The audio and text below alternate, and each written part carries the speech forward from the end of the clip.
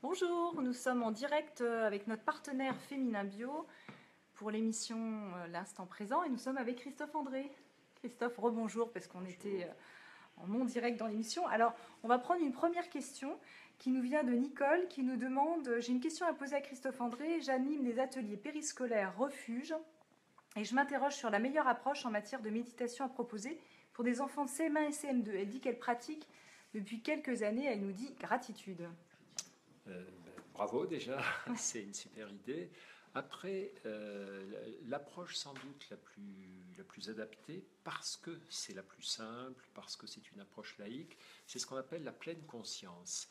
Et la pleine conscience, c'est une forme de méditation qui consiste simplement à se rendre présent et qui va aider à l'entraînement attentionnel, à la stabilisation émotionnelle. Alors si vous souhaitez rejoindre des réseaux d'enseignants ou de personnes impliquées dans l'enseignement qui proposent aussi la méditation, il y a des tas de choses qui existent. Il y a par exemple une association qui s'appelle AME, Association pour la méditation dans l'enseignement. Ils ont un site. Vous avez la fondation Sève de Frédéric Lenoir, ouais, qui propose méditation et philosophie. Vous avez une autre association qui s'appelle Enfance et Attention, qui promeut l'usage de la pleine conscience. Donc vraiment, vous n'êtes pas toute seule, ne restez pas toute seule dans votre coin, rejoignez d'autres professionnels qui travaillent avec ces outils, mais vraiment, c'est une super idée.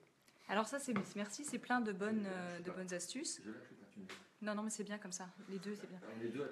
On est deux à tenir un téléphone, mais c'est pas grave, on est en direct. Alors, une autre question de Clotilde qui nous dit « J'ai tenté de me mettre à la pleine conscience, mais je n'ai pas obtenu de résultat au bout de 10 jours. Est-ce normal ?» Alors, elle s'inquiète un peu, Clotilde. 10 jours. Alors, peut-être qu'elle le fait mal ou... C'est-à-dire, ça dépend. Ça dépend si... elle a essayé toute seule avec un CD, parce que ça, c'est pas facile, effectivement, quand on est tout seul, ou est-ce qu'elle a essayé au sein d'un groupe, mais en gros, il y a deux choses à dire. D'abord, c'est vrai que parfois, il faut un peu insister, un peu persévérer, même si on a l'impression que notre esprit part dans tous les sens, c'est pas grave, c'est comme si je me mets à courir et que je suis essoufflé. C'est normal d'être essoufflé, il ne faut pas en déduire que je ne suis pas fait pour la course à pied. Ça, c'est le premier point.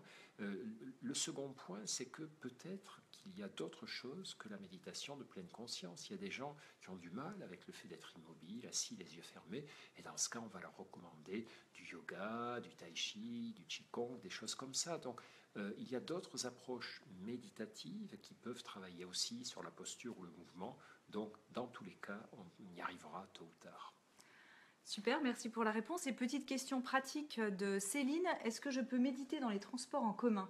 Donc ça ramène à la question, est-ce qu'on peut méditer partout quelque part ? On peut méditer partout. Alors au début, lorsqu'on apprend, c'est pas si facile que ça, et il vaut mieux méditer au calme, mais l'idée, au bout d'un moment, c'est de pouvoir méditer dans une salle d'attente, dans les transports en commun, entre deux séquences à son travail. Et l'idée, c'est que les moments de méditation parsèment toutes nos journées. Donc oui, c'est tout à fait possible, et c'est même une bonne idée. Ok, alors est-ce qu'on va prendre une dernière question ? On va s'arrêter là. Merci à tous d'avoir été en direct avec nous, avec notre partenaire sur Féminin Bio. Il y avait peut-être, je ne sais pas, quelques dizaines peut-être quelques centaines de personnes qui nous suivaient. Merci Christophe et à bientôt. Alors je rappelle, attendez, avant de vous quitter, je rappelle le titre du livre de Christophe qui sort dans moins d'un mois, qui s'appelle 3 minutes à méditer de Christophe André, qui est accompagné d'un CD MP3 avec 40 exercices guidés. Merci, à bientôt. Ok, parfait. Alors, on va passer à Enquête du sens. Allez.